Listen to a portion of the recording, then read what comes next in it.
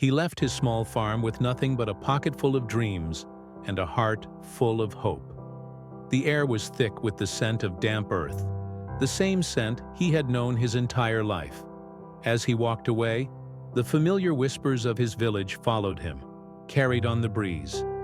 They were voices of doubt, voices of caution. "You won't be able to do it," they said. "The city will swallow you whole. You're just a farm boy. What do you know of the world beyond these fields?" Each word was a tiny pebble in his shoe, a small persistent doubt trying to slow him down. But his stride never faltered. He carried a fire within him, a burning desire to prove them wrong, not with words, but with action. He held their skepticism in his mind, not as a weight, but as fuel. He knew the path ahead was long and uncertain, paved with challenges he couldn't yet imagine. Yet the image of his home, of the children with curious eyes and limited opportunities, was a constant beacon, guiding him forward. He wasn't just leaving for himself.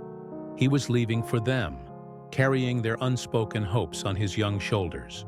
He arrived in the sprawling, chaotic city, a world away from the quiet rhythm of his village. The skyscrapers pierced the clouds, and the roar of traffic was a constant, deafening hum. For a moment he felt like a single drop of rain in a vast ocean, insignificant and lost. The doubt of his village echoed in his ears. But then he remembered his purpose. He squared his shoulders and whispered to the city, to the naysayers back home, to himself. "Look at me now." This wasn't a boast. It was a promise. A promise to work, to learn, to endure. His days became a relentless cycle of hard work and dedicated study. He took on any job he could find. His hands, once accustomed to soil, now learned the feel of books, tools, and machinery. He swept floors, washed dishes, and worked late into the night, saving every penny. But his true labor began when his paid work ended. Under the dim glow of a street lamp or a shared bulb in a cramped room, he devoured books. He learned about agriculture, engineering, economics, and philosophy. He sought out mentors, asked endless questions, and absorbed knowledge like the dry fields of his home absorbed the first monsoon rains. He wasn't just learning facts and figures, he was learning how the world worked. He saw how innovation could transform communities, how education could unlock human potential. The city, once a daunting monster, became his greatest teacher. He learned resilience from its unforgiving pace, creativity from its vibrant culture, and humility from the countless stories of struggle and triumph he witnessed every day. He was forging himself into a new man, not by shedding his past, but by building upon it. He was still the boy from the farm, but now he carried the tools to cultivate more than just land. Years passed.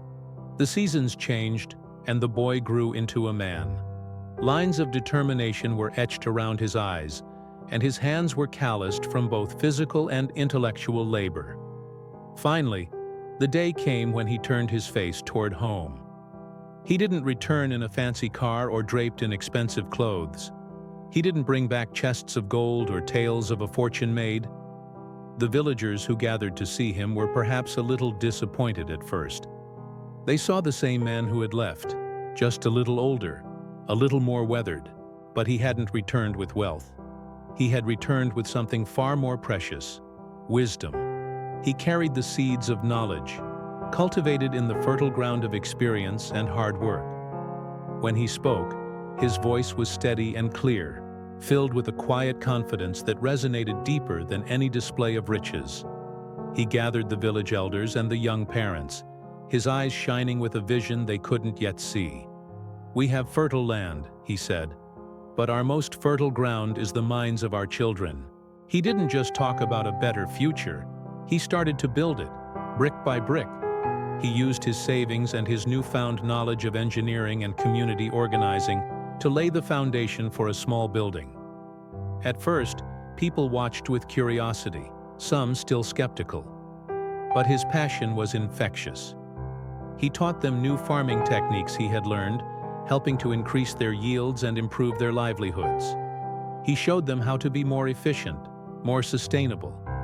They saw the practical results of his wisdom, and slowly the skepticism melted away, replaced by trust and a shared sense of purpose. Soon, hands that once only held farming tools were now mixing mortar and laying bricks alongside him.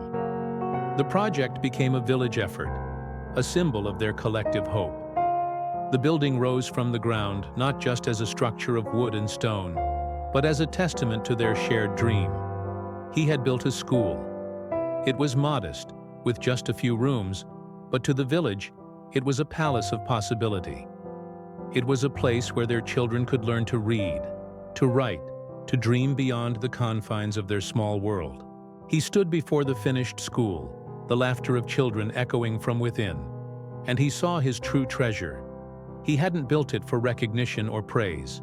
He had built a future. He had planted a forest of knowledge where once there was only a single sapling of hope. The whispers of, "You can't," had been silenced by the joyful shouts of, "I can."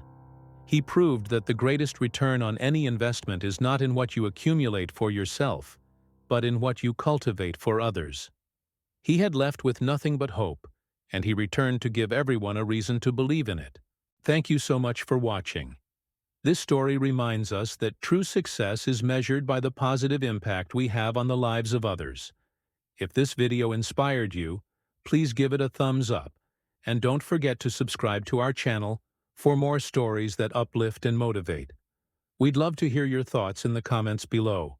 See you in the next video.